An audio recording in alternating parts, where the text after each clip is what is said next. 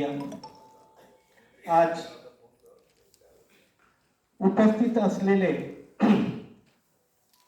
भंडारा गोंदिया आणि इतर जिल्ह्यातील आलेले समाज बांधव, मंचावर बसलेले प्रमुख अतिथी मान्यवर आणि मार्गदर्शक म्हणून आपल्या समोर प्रतिमा आहे डॉक्टर बाबासाहेब आंबेडकर, महात्मा फुले समाजाचे ज्योतिरामजी बर्वे आणि मन सावित्री माता आणि संविधान.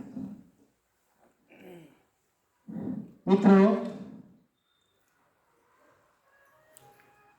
आरक्षण आणि अनुसूचित जातीचं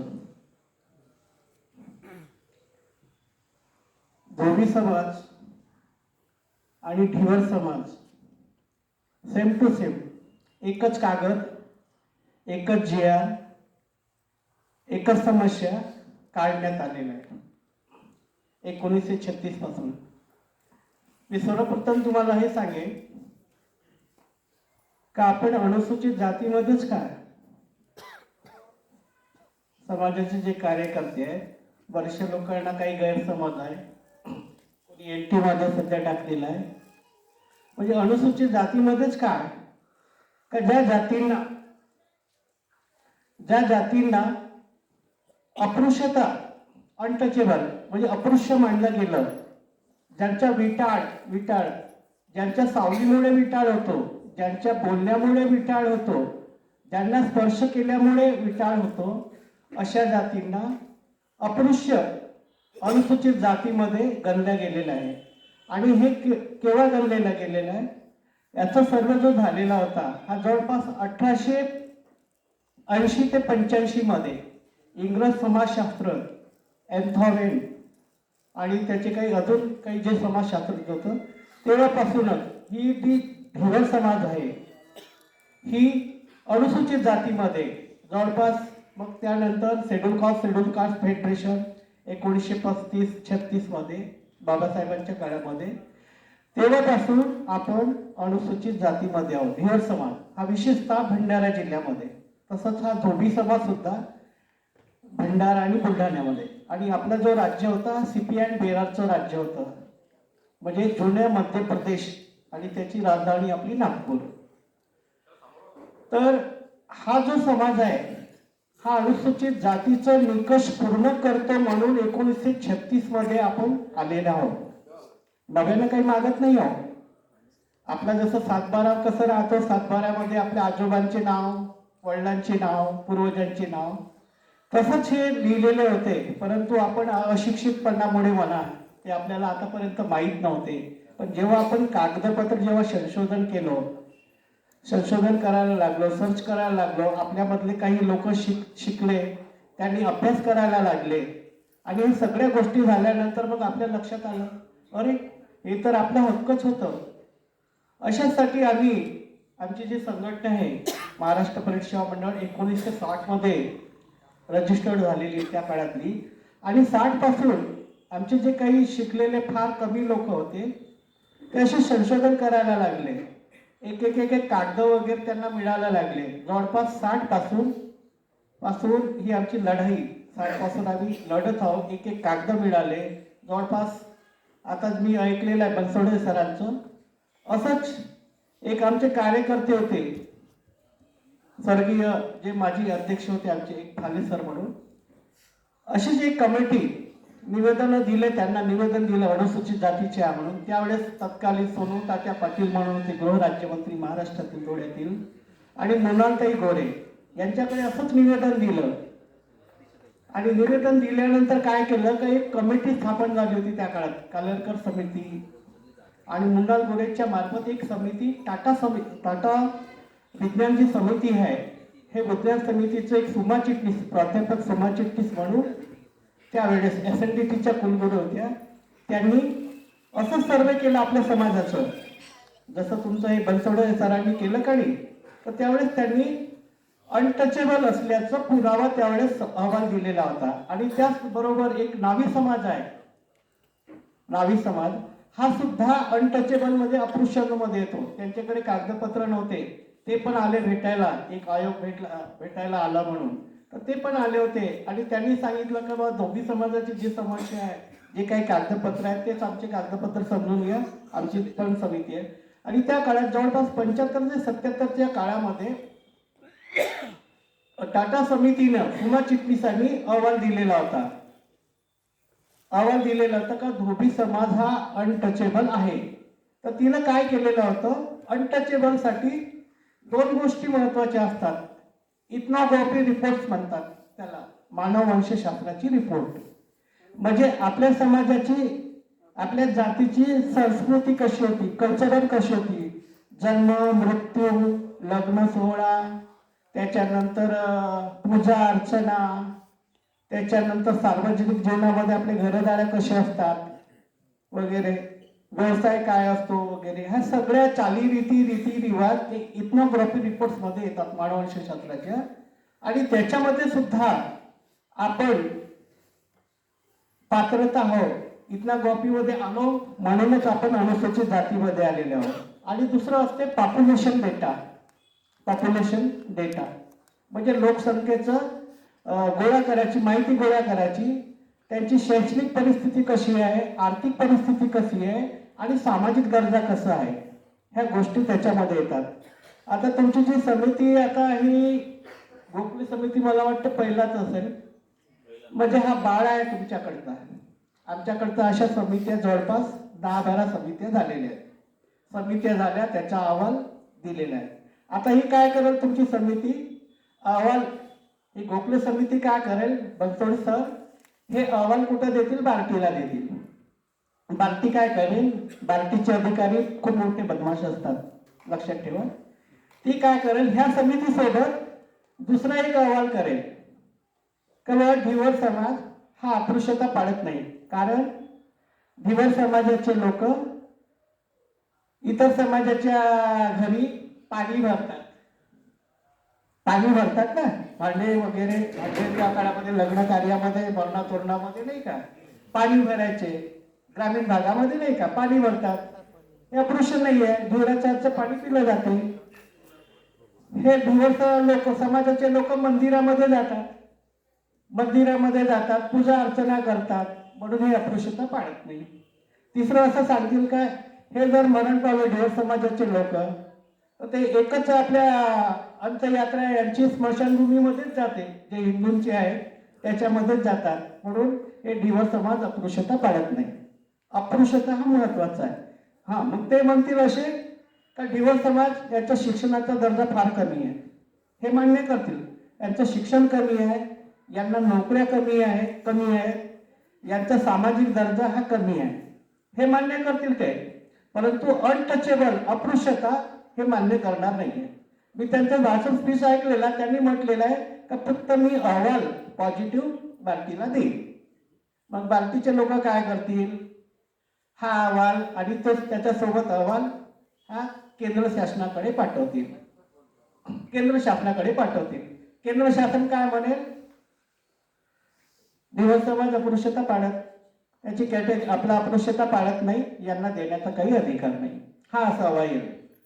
आमचं कसं झालेलं आहे का आम्ही 2000 मध्ये एक मोठा मोर्चा काढला, 2001 ला मुंबईला लाखो लोकांचा मोर्चा काढला. 40 ते 50 आमदारांनी प्रश्न उचलला, धोबी समाज अस्पृश्यतात आहे. ते नेहमी म्हणायचे, उत्तर द्यायचे मंत्री कॅटेगरीचे का धोबी समाज अस्पृश्यता पाळत नाही म्हणून यांना सवलती देण्यात येत नाही, बस असंच म्हणायचं नेहमी. परंतु भांडे समिती आणि भांडे साहेबांनी जोरदार प्रतिवाद केलं आणि विलासराव देशमुखांच्या काळामध्ये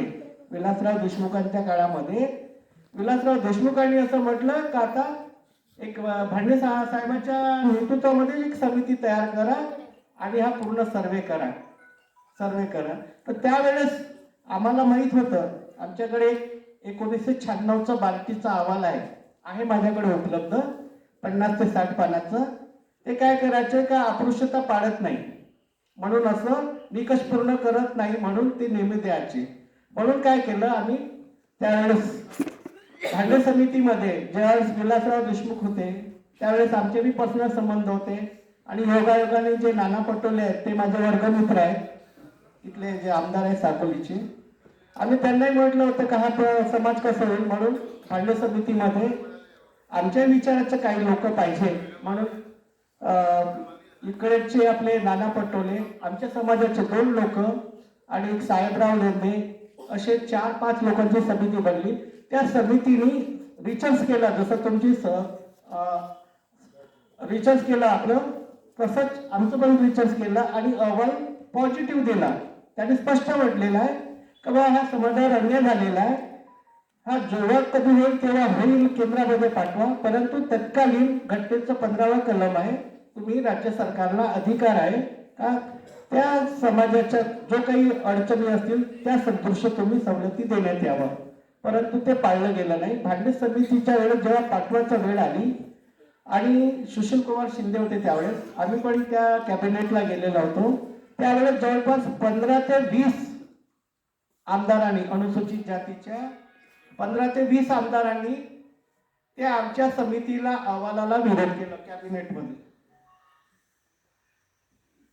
कॅबिनेटमध्ये विरोध केला का दोन्ही समाजाला जर सवलती दिल्या तर आम्ही सरकारचा पाठिंबा काढू.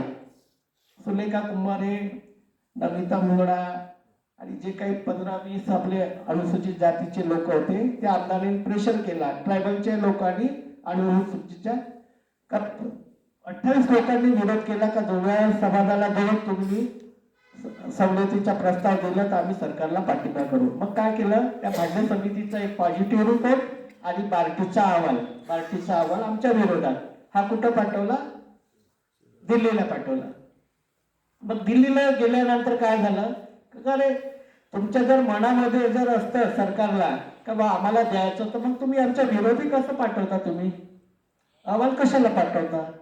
म्हणजे ही पॉलिसी झाली. मग तो अहवाल मराठीत होता तर मग मराठी समजत नाही त्यांना, इंग्रजीमध्ये पाठवा. मग इंग्रजी नाही समजत तर हिंदीमध्ये पाठवा. हे असं भांडे समितीचा अहवाल 2002 मध्ये दिलो. अजूनही तो केंद्रामध्ये आता गेलेला आहे, तो पण अपुरा गेलेला आहे.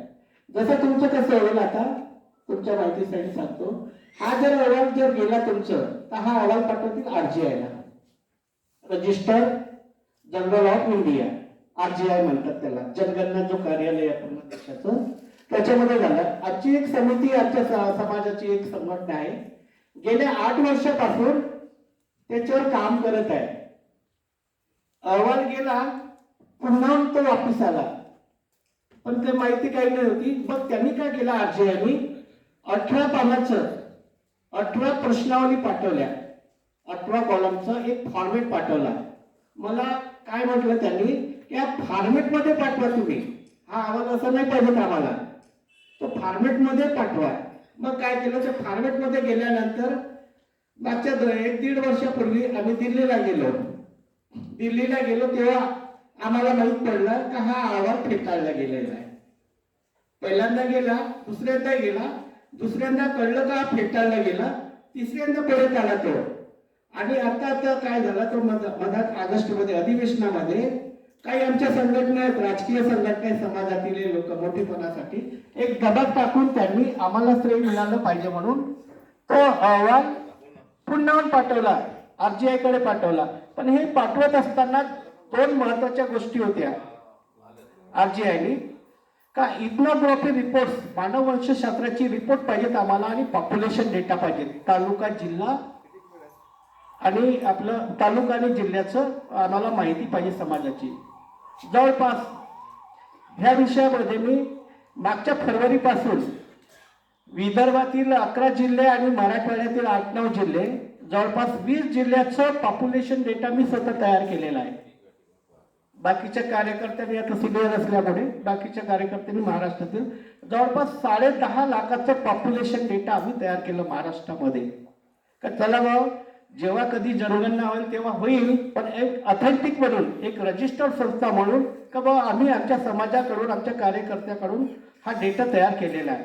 आणि दुसरं होता इथनोग्राफी रिपोर्ट्स, मानववंशशास्त्राचे रिपोर्ट, का जेणेकरून जो असा सर्वे आहे, आता सर्वे होतो, आम्हाला माहित आहे काय काय प्रश्न विचारतील. आता तुम्हाला अनुभव नसल्यामुळे कसं झालं, का 40 प्रश्न विचारले का 30 प्रश्न विचारले, याचे उत्तरं कशी द्यायचे. आता आपण नवीन नवीन असल्यामुळे कदाचित गोंधळले असेल.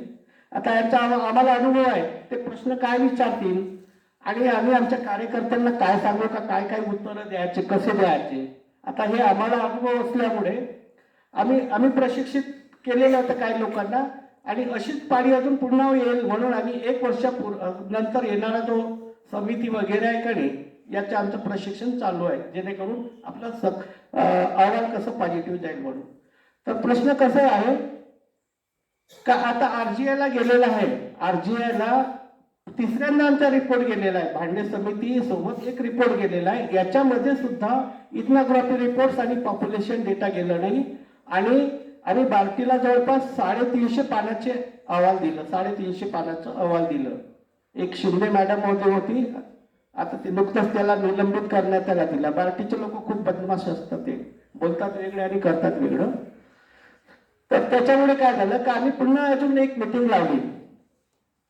कांबळे सर आहेत आपले प्रधान, प्रिन्सिपल सेक्रेटरी, उपसचिव आणि खाजगी सचिव यांच्यासोबत ऑगस्टमध्ये मुंबईला मंत्रालयात बैठक लावली की बाबा तुम्ही हा जो अहवाल पाठवलेला आहे, आरजीआयला रिपोर्ट पाठवलेला आहे, हा अपूर्ण आहे. त्यांनी सुद्धा मान्य केलं का हा डेटा अपूर्ण आहे.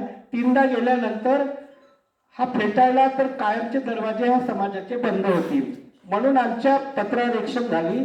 पुन्हा महाराष्ट्र शासनाने सामाजिक मंत्रालयाने बार्टीला एक पत्र दिला, रिवाइज पत्र दिला का हा यांचा डेटा अपूर्ण गेलेला आहे, पुन्हा रिवाइज करून पुन्हा पाठवा, असं एक पत्र दिलेलं आहे. पण आमच्या काही दुसऱ्या संघटनेच्या लोकांनी एक दबाव टाकून आपल्याला श्रेय भेटेल म्हणून अपूर्ण डेटा पाठवलेला आहे.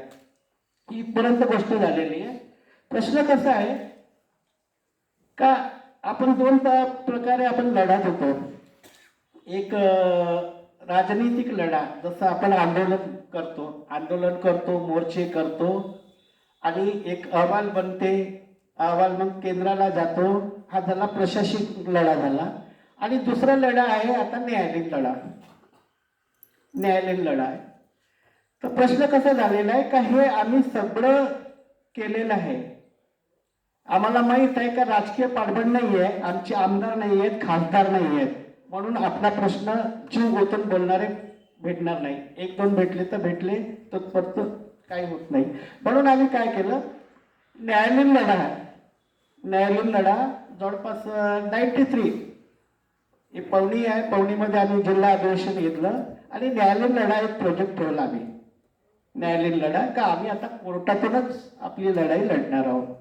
तर त्यावेळेस आम्ही 94 मध्ये 1994 मध्ये नागपूर हायकोर्टमध्ये, नागपूर बेंच, मुंबई हायकोर्टच्या नागपूर बेंचमध्ये आम्ही एक केस टाकली आमची दोघे समाजाची, का बा आम्हाला अनुसूचित जातीमध्ये समावेश करण्यात यावा. आम्ही ऑलरेडी आहोत, आम्हाला समावेश करण्यात यावा. पण त्याच्यामध्ये कसं झालेलं होतं का आमची एक तांत्रिक चूक झाली, अनुभव नव्हता. इन्क्लुडिंग शब्दामुळे, आम्ही कोर्टामध्ये गेलो आणि इन्क्लुडिंग म्हणजे समाविष्ट करा. कोर्टाला अधिकार नाही आहे समावेश करायचं, तो आहे फक्त केंद्र सरकारचा आहे. आणि ह्या इन्क्लुडिंग शब्दामुळे आमची केस फेटाळली गेली. जवळपास 95ला आमची केस फेटाळली गेली. पण त्यांनी क्ल्यू दिलेला होता आम्ही लढलो म्हणून. मग त्याच्यानंतर काय झालं का पुन्हा एक धोबा आणि धोबी, महाराष्ट्रामध्ये धोबा ट्रायबलमध्ये टाकलेला आहे, पण तो धोबा ओडिसा, त्रिपुरा, आसाम, पश्चिम बंगाल, झारखंडमध्ये धोबा धोबी एकच आहे आणि ती शेड्यूल कास्टमध्ये. पुन्हा आम्ही लढलो त्याच्यामध्ये. आम्ही सुप्रीम कोर्टामध्ये गेलो होतो.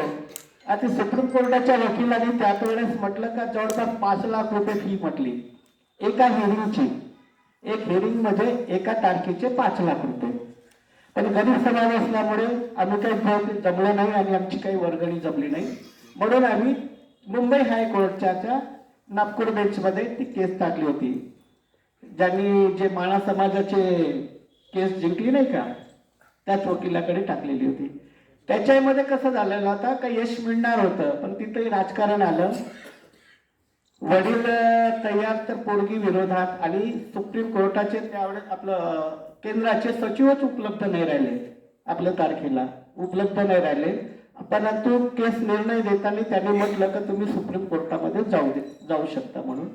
हा इथपर्यंत ट्रायबलचा होता. आणि धोबा हा ट्रायबलमध्ये असल्यामुळे आपण ट्रायबलचे निकष आपण पूर्ण करू शकत नाही. आमचं म्हणणं एवढंच होतं का धोबा आणि धोबी हा एकच आहे गॅजेटमध्ये सेंट्रल गव्हर्नमेंटचं. हे इथपर्यंत झालं होतं. आणि मग काय झालेलं आहे की मग आता पुन्हा असं लढा सुरू झालेला आहे का मग 2 वर्षापूर्वी बऱ्याचशा संघटना आता आंदोलन झाले, थकलो, मोर्चे काढले, अरे उपोषण केले 8-8, 10-10 दिवस, 15-15 दिवस, हजारो लोकांनी केलं. पण काय होते, सरकार अहवाल बनवते, कचऱ्याच्या डब्यामध्ये टाकून देते, तिकडे पाठवते आणि तिकडे मग म्हणते याच्यामध्येच आमचे जवळपास 40 वर्ष गेलेले आहेत. म्हणून आता आम्ही एक निर्णय घेतलेला आहे महाराष्ट्र सकल समितीच्या नावाने. आणि त्या समितीच्या नावाने आम्ही प्रोसिजर सुरू केली सुप्रीम कोर्टाची, न्यायालयीन लढा सुप्रीम कोर्टाची. सुप्रीम कोर्टात जात असताना आता आम्ही कशी केस लढत आहोत, रिस्ट्रिक्टची केस लढत आहोत. रिस्ट्रिक्ट म्हणजे पूर्ववत. आम्ही 1936 पासून शेड्यूल कास्ट मध्ये आहोत. 36. आणि आपल्याकडे जे पुरावे आहेत, पुरावे खूप मोठे पुरावे आहेत आपल्याकडे.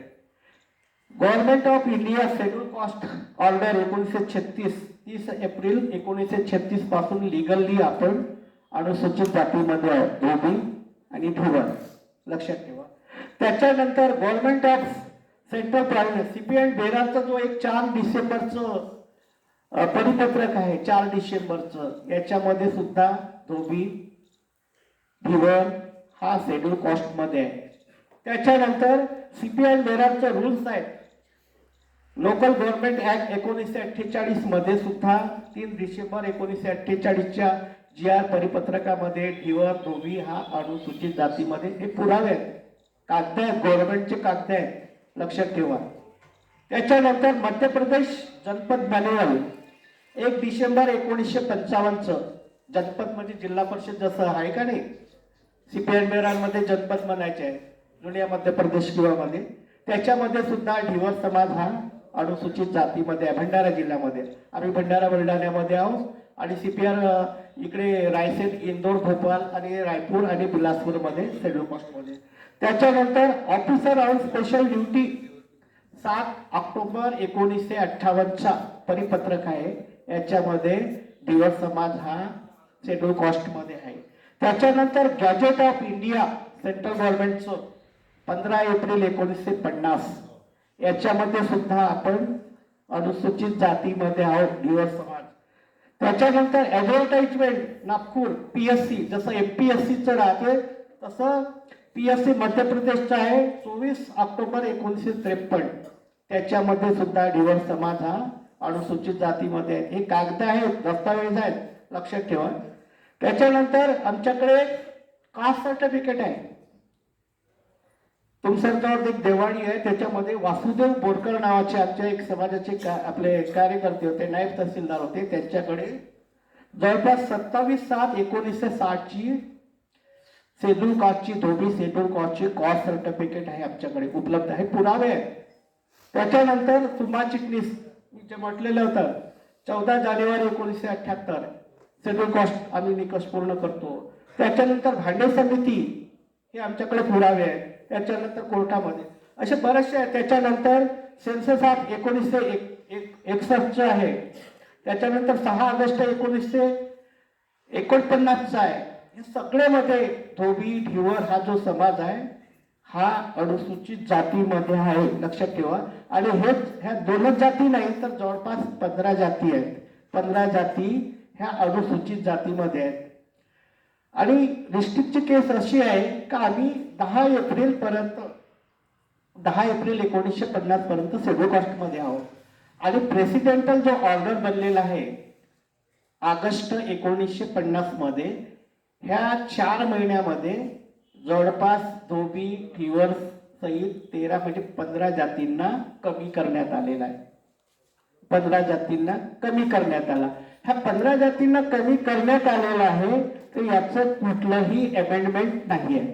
कुठल्याही जातीला जर कमी करायचं असेल तर संसदेमध्ये कायदा पास होतो का यांना कमी करण्यात यावा किंवा इन्क्लुडिंग म्हणजे समावेश करण्यासाठी एक सुधारणा कायदा असतो सेंट्रल गव्हर्नमेंटचा. आमच्याकडे जवळपास 1950 पासून तर आतापर्यंत जवळपास जेवढे काही अमेंडमेंट झाले असतील त्या संपूर्ण अमेंडमेंटच्या कॉप्या आमच्याकडे आहेत, उपलब्ध आहेत. आम्ही जेव्हा न्यायालयीन लढाई लढत असताना आमच्याकडे बरेचसे असे जवळपास हे जे पुरावे आहेत हे आमचे कागद आहेत. आम्ही नव्यानं नाही मागत आहोत. आम्हाला हे परीक्षक नाही पाहिजेत, हे अहवाल ही परीक्षक नाही पाहिजेत. आमचा सर्वे करा किंवा काय. अरे 36 पासून आहो ना आम्ही. परीक्षा तेव्हा झाली आमची, निकष पूर्ण केलं 36 पासून. म्हणून आम्ही अनुसूचित जातीमध्ये आम्ही नव्यानं नाही मागत आहोत. पहिल्यांदा राज्य सरकारला अधिकार होता 14-15 मोदी सरकारच्या पूर्वी. तो राज्य सरकारचा अधिकार सेंट्रल गव्हर्नमेंटने काढला. राज्य सरकारला अधिकार होता म्हणून गोवा हत्याकांड झाल्यानंतर एसबीसी दिलेला आहे सर. एसबीसी दिलं 2 का 3% दिलेला आहे का नाही 10-12 जातीला. तर तो राज्य सरकारचा अधिकार होता. पण 14 नंतर मोदी सरकार आल्यानंतर तो पण अधिकार सेंट्रल गव्हर्नमेंटने काढलेला आहे. लक्षात ठीक आहे. तर म्हणून आम्ही न्यायालयीन लढा लढत आहोत. न्यायालयीन लढा लढत असताना प्रशासकीय लढा.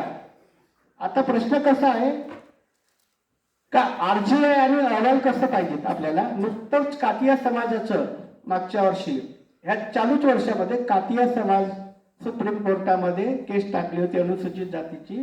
ती फेटाळण्यात आली होती. का फेटाळण्यात आली होती.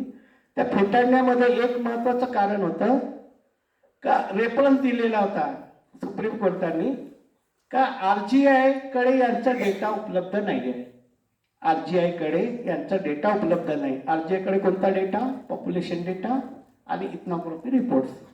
हे रिपोर्ट आहे नाही आहे म्हणून ते फेटाळण्यात आला. त्यापैकी एक कारण होतं. म्हणून आम्ही न्यायालयीन लढा लढत असताना ह्या गोष्टीचा म्हणजे हा अहवाल बी किती महत्वाचा आहे, आरजीआयचं किती महत्वाचा आहे याच्यासाठी आम्ही आमची यंत्रणा आमची समिती ही काम करत आहे. नुकतंच 1-1.5 महिन्यापूर्वी आम्ही दिल्लीला गेलो. जवळपास आरजीआयला 2 तास आमची चर्चा झाली आरजीआय सोबत. आरजीआयचे डेप्टी आपलं रजिस्ट्रार बाबुलभाई म्हणून आहेत, त्यांच्याशी आमची चर्चा झाली. आरजीआय मध्ये सोपं नाही आहे. गृह मंत्रालयाच्या अधीन येत होतो आणि साधारण माणसाला तिथं एंट्री मिळत नाही दिल्लीमध्ये. आरजीआयला खूप मोठं पॉलिसी किंवा खूप मोठ्या प्रयत्नाने तिथं एंट्री मिळते. तिथं गेलो आम्ही. आरजीआय कडे गेलो. 2 तास आमची चर्चा झाली. आरजीआय ला आम्ही आमचे डॉक्युमेंट दाखवले, महत्वाचे सगळे काही पुरावे दाखवले.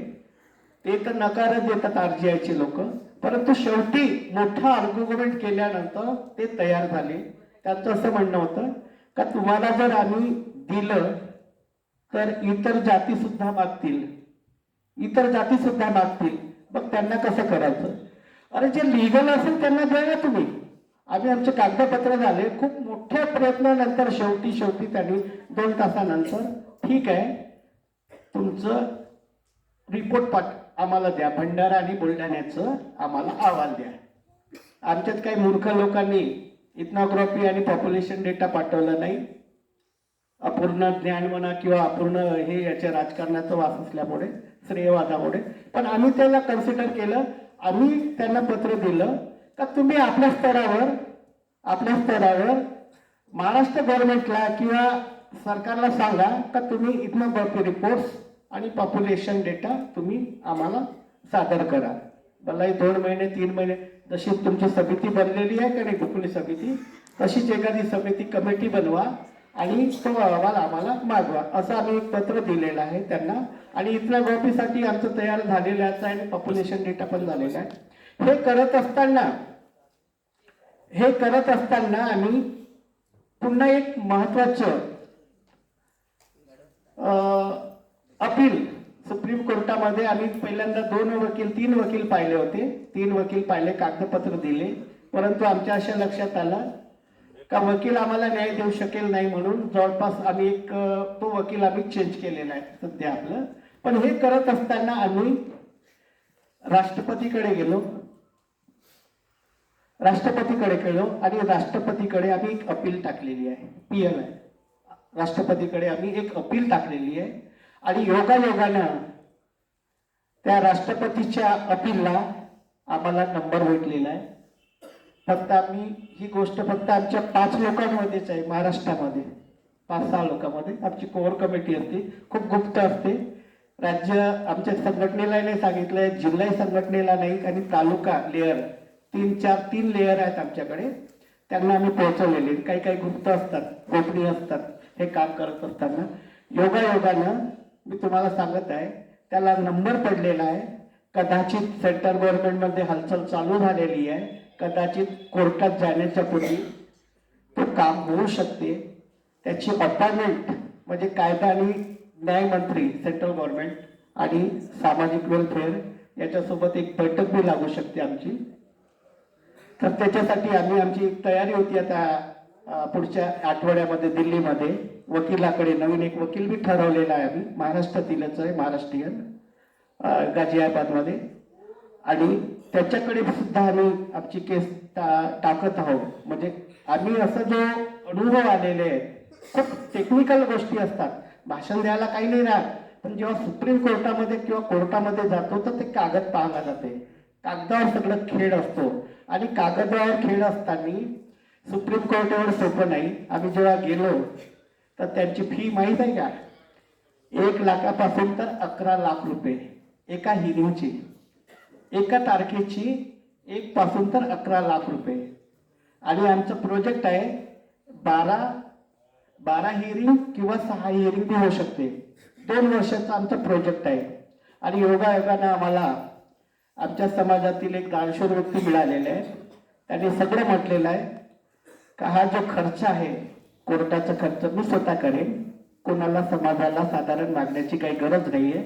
आणि आम्ही जे पिटिशनर आहोत, दिल्लीला दिल्लीला जायचंय, 2-4 दिवस राहायचं, तिकडे तिकडे फिरायचं, प्रसंगी 10 ते 12-15 हजार रुपये आम्हाला खर्च येतोय एका दिल्ली टूरचं.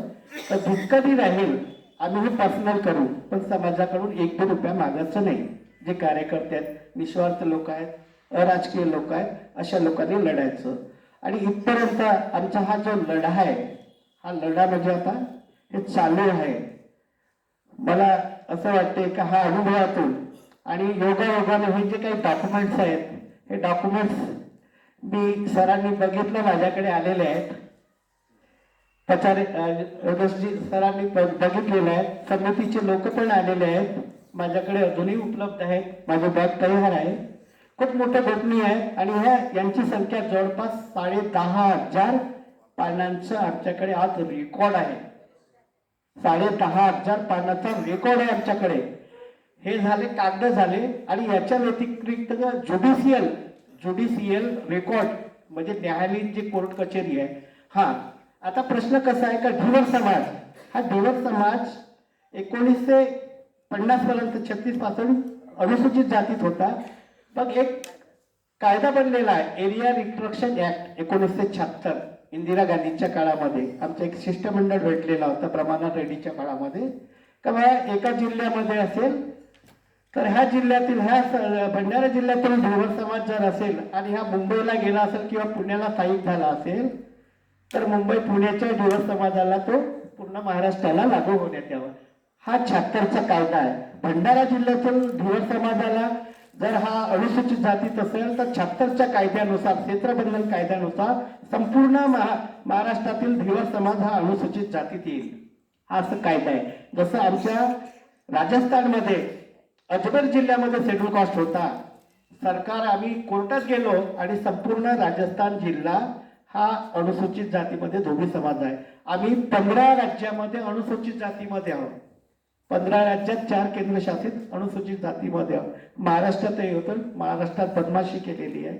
आणि तुमचा जो समाज आहे, काल मी रिसर्च केलं, UP मध्ये अनुसूचित जातीमध्ये आहे, अनुसूचित बिहारमध्ये अनुसूचित जातीमध्ये आहे धीवर समाज, महाराष्ट्रातही होता आणि बऱ्याचशा राज्यामध्ये अनुसूचित जाती आहे. सगळ्यात पहिल्यांदा धीवर समाजाला काय काय म्हटलं जाते महाराष्ट्रामध्ये हे लक्षात ठेवा. तिथं तर मानची, केवट, निषाद असे भरपूर नावं दिसतील, भिल्ल वगैरे, हे सगळे काही. मी एवढंच सांगेन कार्यकर्त्यांना का आपला समाज महाराष्ट्रामध्ये कोणत्या नावानं कसं ओळखला जातो याची माहिती घ्या. भारतामध्ये कुठल्या कुठल्या राज्यामध्ये अनुसूचित जातीमध्ये आहे, काय आहे याची माहिती घ्या. आणि ही जी समिती आहे तुमची, ही समितीचा विस्तार करा. तुम्हाला एवढंच सांगेन मी का कार्यकर्ते तयार करा. तुम्ही शिकलेले आहात, तुमच्याकडे आज एव्हिडन्स आहे. आम्ही ते एक एक कागद, मला याच्याकडे येत नव्हतं. जवळपास आता माझं 37वा वर्ष आहे या संघटनेत. 37. मी कॉलेजमध्ये फायनलला असताना बाबासाहेबांच्या एका शब्दामुळे मी संघटनेत आलो. आता तुमची जबाबदारी आहे, पदवीधर झाल्यानंतर तुमचं नैतिक कर्तव्य आहे समाजाला दिशा द्यायची. या एका ओळीनं मी महाराष्ट्रात आपल्या परिट सेवा मंडळाच्या समाजामध्ये आलो. कुणी मला सांगितलं नाही तू संघटनेत आहे आणि हा काम कर म्हणून. त्या ओळीनं प्रभावित होऊन तालुका, जिल्हा, महाराष्ट्र, आज महाराष्ट्राचं 2nd नंबरवर टॉपमध्ये मी काम करत आहे. महाराष्ट्राचे 37 वर्षामध्ये ह्या लेवलमध्ये काम करत आहे. मी अनुभव सांगतोय. तर मी एवढं म्हणेन का आपण सुशिक्षित आहात, आपली एक नैतिक जबाबदारी आहे समाजाला दिशा द्यायची आणि संघटित करायची. हे करत असताना, समाजाने काम करत असताना मी गाडगेबाबांचं काम करतोय निस्वार्थपणे. व्यसनापासून दूर राहा, व्यसन दूर राहा आणि शिक्षणाला महत्त्व द्या. आणि जोपर्यंत आपण शिक्षणाला महत्त्व देणार आहात, आणि शेवटी एवढं म्हणेन आपण अजूनही गुलामगिरीत आहोत, मानसिक गुलामगिरीत आहोत. महात्मा फुलेंची पुस्तक वाचल्यानंतर माझ्या डोक्यातून जेवढं काही धार्मिकता होती हे पूर्ण डोक्यातून निघाली. एकेकाळी मी धार्मिक होतो, पूजा पाठ अर्चना सगळं करायचो. एस्ट्रॉलॉजी, पॉमिस्ट्रोलॉजी हे सगळं शिकलेलं होतं. कुंडल्या वगैरे हातारे कामकट अमकं ब्राह्मणाच्या जवळ राहत असल्यामुळे. परंतु देवधर्म मी पाळत होतो. पण कालांतराने गाडगेबाबा करता करता माझ्या डोक्यातून पूर्ण हे डोक्यातून नाही का पूर्ण देवधर्म माझ्या डोक्यातून निघालेला आहे. माझ्या घरी आज एकही कुठल्याही काल्पनिक देवी देवतांची फोटो नाही आहे. दिवाळी मी करत नाही. दिवाळीला फक्त माझ्या आईची पूजा प्रतिमेची आणि गाडगेबाबाची करतो. सण वण करत नाही मी. सण म्हणजे आपल्या महापुरुषाची हत्या करून आपणच सण करताय. जर तुम्ही रीडर्स इन हिंदुझम वाचलं बाबासाहेबांचं नाही का, तर तुमच्या लक्षात येईल हे देवी देवता कसे केलेले आहेत, तयार केलेले आहेत. आणि हे देवी देवता जे आपल्या हिंदू धर्माचे आहेत हे टोटली बुद्ध धर्मातून आलेले आहेत. ऑर्कोलॉजिकल जर तुम्ही वाचलं, सर्वेकर जर वाचलं तर मूळ ज्या मूर्त्या आहेत ह्या बुद्ध धर्मातून आलेल्या आहेत सगळं. आणि रिसर्च करा, बाबासाहेबांची पुस्तकं वाचा, हुवेर शुद्राज वाचा, रीडर्स वाचा, महात्मा फुलेंची गुलामगिरी वाचा. हे सगळं जर वाचलं का नाही डोक्यातून, मला आता मी मंदिरात जात होतो, महाराष्ट्रात फिरलो, आता मंदिरात मी तोंडच नाही पाहत. जवळपास जायच्या पूर्वी मोठ्या आग्रहानं गेलो. आता त्र्यंबकेश्वरला गेलं, शिर्डीला गेलं, भुवनेश्वरला गेलं. पण नमस्कार करायच्या पूर्वी मी त्यांना माझ्या डोक्यामध्ये तर्क करतो, खरंच ह्या माणसाने, ह्या मूर्तीने आपल्या समाजासाठी किंवा मानवतेसाठी काहीतरी केलं आहे का, चांगलं केलं आहे का, काहीच नाही केलेलं आहे यांनी. म्हणून हे देवधर्म भूत वगैरे हे जे आहे ते डोक्यातून अजिबात काढून घ्या. एकेकाळी मी दुर्गा शारदा मंडळाचा सचिव अध्यक्ष राहिलेला, धार्मिक केलेला आहे. आता मी वर्गणी देत नाही. मी कोणाला देतो, कोणत्याही समाजातील गरीब मुलं मुली असतील, शिक्षणासाठी जर मदत लागत असेल, फीसाठी, पुस्तकासाठी, मी त्याला करतो. आरोग्यासाठी बिमार असेल, दवाखान्यात असेल, मी त्याला डोनेट करतो. पण याच्यामध्ये कधीच करत नाही. मी माझ्या घरचं घर बांधलेलं आहे, मी वास्तुपूजन, घर बांधल्यावर वास्तुपूजन, विहिरीचं लग्न करतात, मी केलेलं नाहीये. केलेलं नाही म्हणून माझ्या भिंतीला तडे गेलेले नाही. माझ्या घराचे 2-3 मजले वाढलेले आहेत. लक्षात ठेवा. मला म्हटलेलं आहे का नारायण नागमणीकर तुझी कुंडली अशी आहे तशी कर, नाशिकमध्ये पूजा कर, तेव्हा पण तुझं लग्नच होणार नाही. मी कोणतीही पूजा कर्म केलेला नाही, अजूनही मी करत नाही. फक्त माणुसकी आणि मानवता बाबांनी, गाडगेबाबांनी म्हटलेलं आहे, मदत करा, तुम्ही निस्वार्थ भावनेने मदत करा. आणि तोच रोकडा धर्म आणि तोच आहे, जाती धर्म मी काय पाळत नाही. एवढं सांगेन आपल्याला. ही जी संघटना आहे तुमची अखिलवरती, आपला ठिवर समाज जो आहे हा वाढवायचा आपल्याला. आणि आपण सुशिक्षित आहोत, आपली नैतिक जबाबदारी आहे. संघटित व्हा, तालुका संघटना करा, जिल्हा संघटना करा, विदर्भ आहे, महाराष्ट्र लेवलवर जा आणि प्रशिक्षित करा. आणि त्यांना सांगा आपले मित्र कोण आहेत आणि शत्रू कोण आहेत. आज आपण अनुसूचित जातीत असतो तर आज आपले IPS IAS लोक असते, मोठ्या मोठ्या पदावर असते, मंत्रालयात असते, जे योजना बनवतात, योजना बनवणारे लोक आज आपल्याला पॉप्युलेशन प्रमाणे आपल्याला पैसा मिळत नाही गव्हर्नमेंटकडून, सेंट्रल गव्हर्नमेंटकडून किंवा महाराष्ट्र सरकारकडून आहे. आपल्या समाजावर बजेटच येत नाही, कारण का आपण हक्क आहे आपला तो घटनेने संविधानाने दिलेला आहे. जोपर्यंत आपण अधिकारी बनणार नाही, त्या पॉलिसी मेकिंगमध्ये जाणार नाही, तोपर्यंत आपलं खरं होणार नाही. मी या निमित्तानं आपण आले आणि वेळात वेळ काढून आम्हाला बोलण्याची संधी दिली आणि आपल्यासमोर व्यक्त होण्याची संधी दिली, त्याबद्दल आपलं मनपूर्वक आभार मानतो आणि इथंच मी थांबतो. जय गोसाई.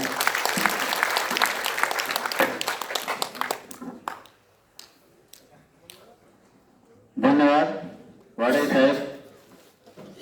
आत्ताच आपल्या मनोगतातून आणि मार्गदर्शनातून त्यांचा धोबी समाजाचा जो प्रवास आहे आरक्षणाचा तो सांगण्याचा आपल्या परीने आटोकाट प्रयत्न केला. त्याच्यातले अडथळे, संघर्ष, समस्या काय काही जाणवल्या, त्याच्यावर कसे उपाय त्यांनी शोधले आणि त्यांच्या ज्या अडचणी समस्या आहेत त्या आपल्यासाठी कशा मार्गदर्शक ठरतील याच्यासाठी त्यांचा आणि आमच्या समन्वयातून हा जो लढा आहे पुढे जाण्यासाठी आपण प्रयत्न करत आहोत.